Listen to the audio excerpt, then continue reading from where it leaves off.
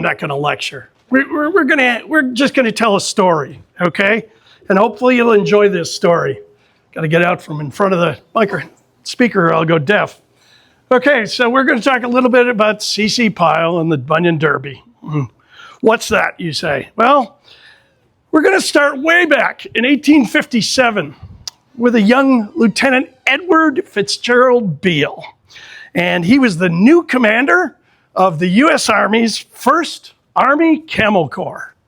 And he was tasked with creating a new route to the west. And at the same time, they wanted to test out the use of camels, which they did right up until the Civil War here. His command actually managed to create a trail about 10 feet wide and 1,200 miles long that started in Arkansas and went to the Colorado. And it was later called Beale's Wagon Road, or the Southern Route. Now, due to many complaints among his command, the U.S. Army never used camels again. The camels kind of hung around here in Texas for a long time at Camp Verde until the Civil War. And after the Civil War, the remaining camels were sold off to circuses. Of course, Beale's Wagon Road was a pretty rough trail to the west. And in World War I, our Army became very aware that they couldn't quickly or efficiently move men and materials across the vast United States. They needed better roads. In fact, in 1919, a 81 vehicle convoy attempted to go from Washington to San Francisco. It took them 62 days. West of the Mississippi, where there weren't a lot of roads, they averaged 5.5 miles an hour. And they broke 88 wooden bridges along the way. So they turned to Blackjack Pershing, General John Pershing, to study this and come up with a map of the roads he thought that we'd need in event of war. And this is his map. He said, this is what we need.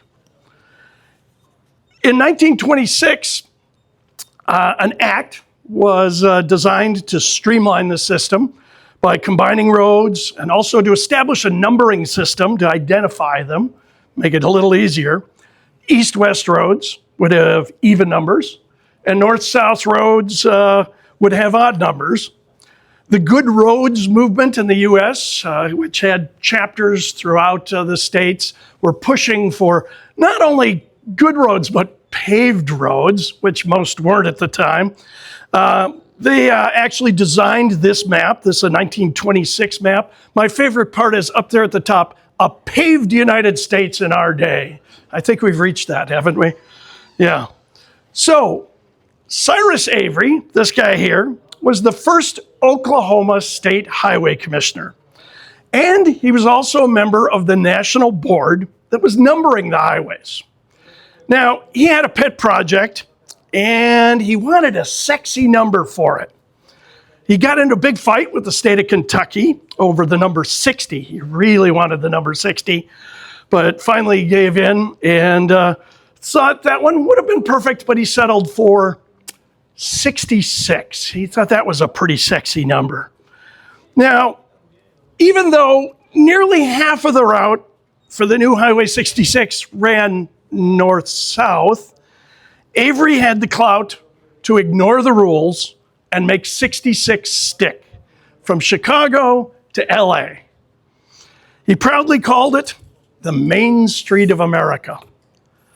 Now, it was one of the new major highways, but most of it was unpaved and very rough, and this is actually an existing original stretch of Route 66 in Arizona. So not exactly the world's greatest road. But Cyrus Avery had a dream of something even bigger.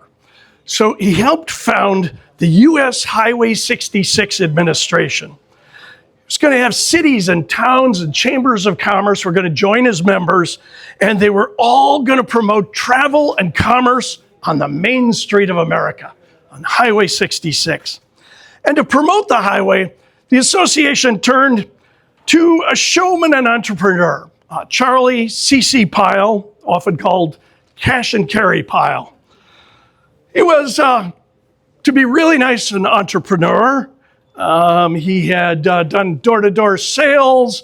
He fronted a vaudeville traveling show, a traveling magic lantern show. He owned amusement parks for a while, and eventually some movie theaters in Illinois. And Pyle was kind of famous at the time for being one of America's very first sports agents. He signed the Galloping Ghost, Red Granger of the University of Illinois, to a promotional deal. He owned these movie theaters in town, and he'd noticed these kids from the university coming in, and he recognized Red Granger, who liked to attend the movies a lot, and went up to him after one show and said, "How would you like to make $100,000?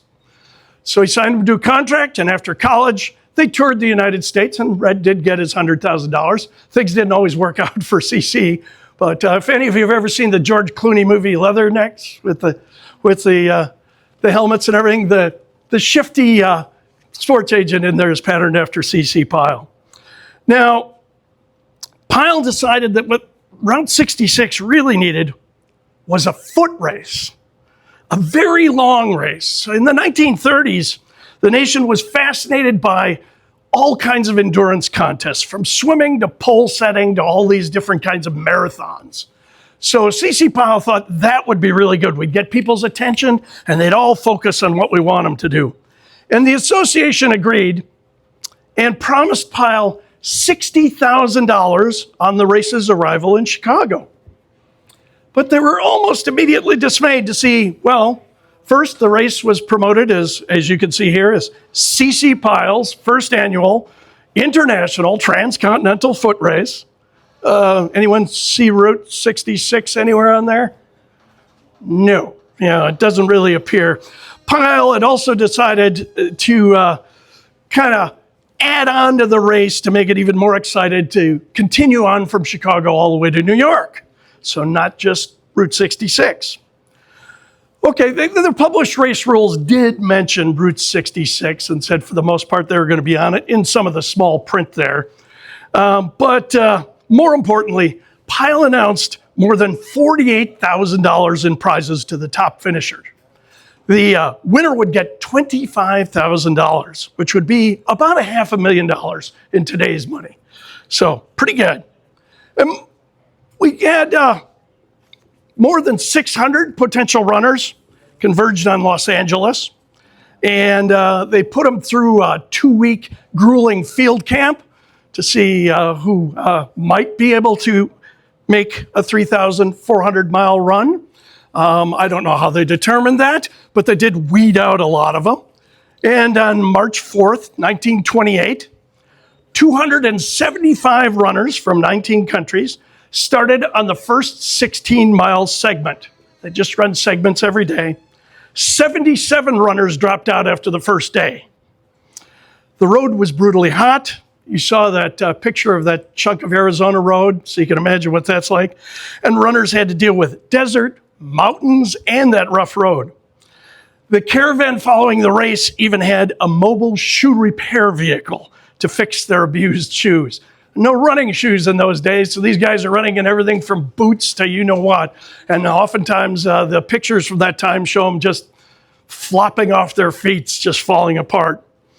Arthur Newton, he was a South African who held almost all of the world's endurance race records at the time, was forced to actually drop out in the Arizona mountains. He'd been the favorite from day one. Reporters christened the race the Bunyan Derby. CC Pyle himself traveled in a luxurious custom-built RV, and a portable radio station followed them broadcasting updates. Red Grange raced ahead in a sports car and made sure that Pyle's traveling carnival and souvenir stands were set up at the next stop. Pyle calculated that with sponsorships, he's basically charging all the communities that they'd stop in for money, his carnival, souvenirs, and the $60,000 he expected in Chicago, he'd do very well out of this deal. Meanwhile, the runners started to complain about inadequate food and horrible tent accommodations along the way. There were actually 3 runners from Texas. He's a little bit cut off there. William Claude Clary, a boxer from Abilene, was forced to quit in the Mojave Desert. Two high school friends from Ranger, Texas, Homer Shipp and Kenneth Campbell, entered together. Homer, having injured a knee here in Texas, doing what? Come on. Football? Come on. Dropped out in Needles, California. He reported back to the people in Ranger, Texas, that Kenneth was going to make it, but that he wasn't getting enough food. Ranger raised nearly $150, that's about $3,000 today, and gave it to Campbell when he reached Amarillo. When the race finally got to Chicago, Pyle found, well, the Highway 66 Association refused to pay him the $60,000. He wasn't really promoting their route at all. He'd been followed by complaints, debts, lawsuits along the way. He was in serious trouble. At one point, he had to reroute the race around a toll bridge because it would have cost 25 cents a runner to cross it, and he didn't have the money. So, after Chicago, he lengthened the daily runs to try and weed out more runners. Ranger's own Kenneth Campbell was in 13th place when he had to drop out in Ohio. So, 55 runners made it to New York City, with Andy Payne, a Cherokee from Claremore, Oklahoma, posting the best time of 573 hours, 4 minutes, and 34 seconds. He had run 84 days at an average 6 miles per hour. There was a delay in paying the winners. Many thought that Pyle would be unable to do so. He was in trouble all the time and basically broke.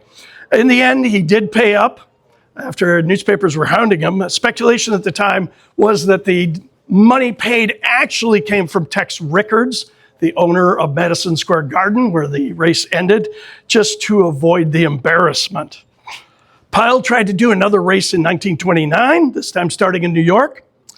The winner, who was the second place winner this year, actually got to LA and never got his prize money. Pyle made no money out of it at all. One of the few memorials to the race, in fact, other than some stuff on Andy Payne in Oklahoma, this is the only memorial we know to the race. It's in Texas. It's at the Howardwick Safety Rest Stop on Interstate 40 that replaced most of 66 going through Texas. And it just says the first legendary event to take place along Route 66 was when C.C. Pyle and the 66 Association promoted a transcontinental foot race. And they note Andy Payne there at the end. Andy actually took the $25,000, paid off his parents' mortgage on their farm, bought himself a house, went back to school, and became the chief clerk for the Oklahoma Supreme Court for the next 32 years. So, not bad for a little bit of running, right? Of course, the greatest promotion for the Highway 66 had nothing to do with the association. In 1946, Bobby Troup wrote a song on the way to California on Route 66. It was recorded by the King Cole Trio and more than 500 others since then. To finish this little story, we're going to end with Texas's own Asleep at the Wheel for the 100th birthday of Highway 66. Oh, of course. And now the speaker cuts out. I will for a time second.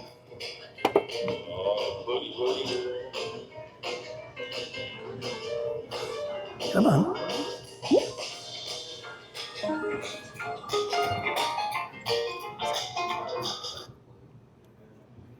Now that's just unfortunate. I can't see. Where is the, there you go. Man, we had it all set up too. Let's do it, try it again. There we go.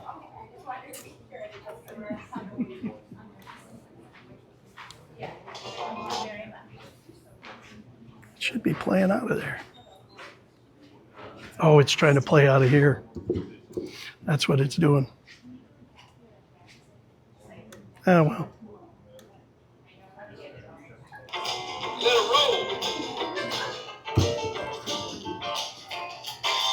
Well, if you ever plan the Motor West, travel my way, that's a highway, that is the best. Get your kicks out on Route 66. What do you think, Jason?